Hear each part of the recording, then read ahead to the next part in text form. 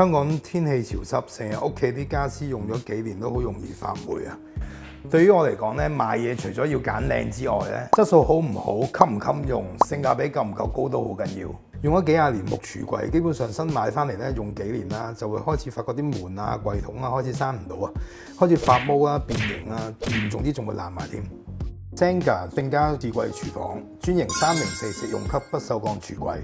由材料、生產到每一個細節都親自幫你把關。我哋運用激光切割啦、毫米級刨坑技術，做到無縫折彎。